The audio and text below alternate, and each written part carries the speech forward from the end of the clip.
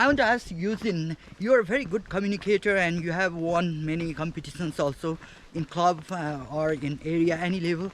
You have done very good, and professionally also you speak so good. I have watched your videos.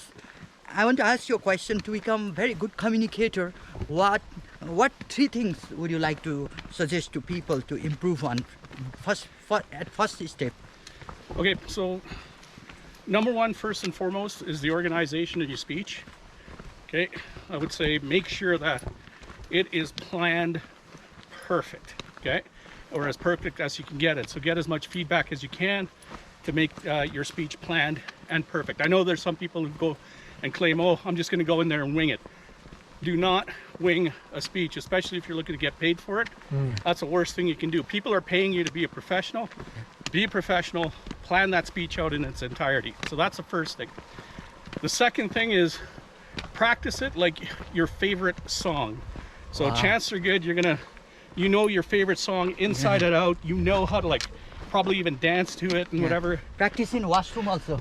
Practice everywhere. Everywhere. Right? One of my favorite things to do is practice, because I'm a teacher, I'll practice in front of my class and get my students to try to interrupt my speech. And in hiking also. And in hiking, yeah, if you want to practice your speech in hiking, anytime, anywhere, you practice it to a point where when you're going to give your speech, it is not going to matter. The world could be falling apart around you, but you'll be able to nail that speech perfectly, right? Yeah. And then the third one is just be natural, okay? People can spot a fake from a mile away, so avoid like overacting and whatever else. Yeah. I know some people do that. That's all fine, they can do that, but I don't know. I'd say be natural, and that's why I say practice, practice. So really what you're doing is you're practicing to the point where it is going to just be a natural flow of things. And once you're natural, people will accept it, and away you go. So those three things again: organization, practice, practice, practice. Practice and be natural. So they all are related, huh? Yes. And I support this message. Wow, this is really wonderful. We learn this all skills in Toastmasters also, and then we can have great communication and leadership skills with us. True. Now I want to ask you one question. You are paid speaker. To become a paid speaker, how can we build our network? Oh, so I mean, the number one thing to do is at first you're going to probably do gigs where you're not going to get paid, like MCs for weddings, that sort of thing.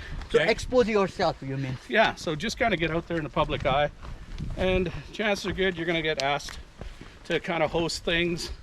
And then, like I said, join Toastmasters, and if you really want to be a professional speaker, follow those three directions I gave you.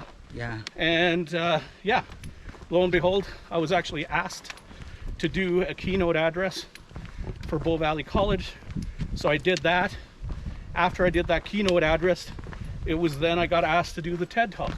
Wow. So then I did the TED Talk. After I did the TED Talk, now that I have a TED Talk under my belt, when I applied to be a speaker at the Calgary Teachers Convention, all I did was give the URL. So now that's my business card, my calling card. So if people want to know if I have professional speaking experience, it's like, yeah, here you go. And then make sure you get testimonials from anytime you get one of those gigs. Get testimonials about how you did, and then build your website and promote yourself. In your speech, I have seen one great quality, that is your commanding voice and your confidence. So how can we build this confidence? Now, remember what I said about practice, practice, practice? Right there. That's your only answer. You're not going to be confident. No one's going to be confident on something that they're not sure of. But on things that people are absolutely sure of, they will have absolute confidence, and that's only going to come with practice. Do you listen speeches also? Yeah. Every so often, I'll fire up some inspirational speeches, or what do you call it? Just to watch a lot of YouTube vloggers and that sort of thing, just to kind of see how things go. And yeah. And do you try to copy those speakers, or you bring your own natural, your own genuine quality outside? Correct. Yeah. So if you're going to copy people, maybe copy their format, but do not copy their style, because otherwise you're just copying somebody else's style. You're not being natural. So maybe they have something in their formatting of their speech that you're like, oh, hey, that's a new way of introducing a topic, or that's kind of a clever way of promoting this idea. Great. So the format, I'd say, yeah, if you're going to copy people, feel free. But when it's copying somebody's style or their delivery, I'd say no, absolutely not. Stay away from it. It's going to be so unnatural, not worth it. Wow, you're a great speaker. I really, no, we found many helpful points here. I have one more question to you. Sure. When we are speaking and we practice, what kind of practice do you suggest? Should we practice in front of mirror, or should we practice in front of people, or like we just close our eyes? And do you have any special technique to practice? Because yeah. Hello. You're 50%. Oh, Yeah, not probably. only that, can you make it 80? Catch the gondola. Yeah. Oh, we got some speed demons. All right. Okay, so your question again. yeah, we go to Toastmasters once in a week. I think that's not enough, right? We need to practice. You told every time, like we sing song.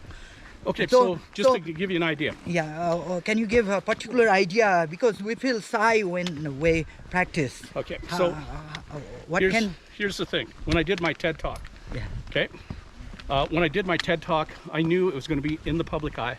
It's part of TED, right? I did not want to leave anything to chance. Okay, that's whatever, it's 16 minutes, the video. I wanted to make sure that every single minute of that 16 minutes was accounted for. Now, I went through about somewhere over 20 versions of the actual speech itself, 20 editions. I tracked it. I went through about 7 or 8 actual recordings of it. Oh, yeah, not at all. I did about 7 or 8 recordings, and then when it came down to practice, it was anywhere, anyhow. Like, I'd practice it while I was house cleaning, practice it every lunch hour, practice it, like, just, it was practice, practice, practice.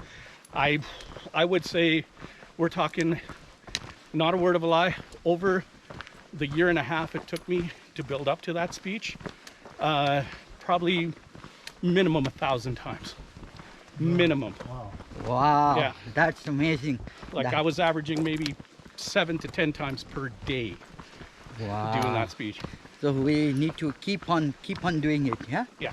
It And is it got to a point where when I was almost ready, I had about 4 or 5 honor roll students. So these are students who have a super eye for detail.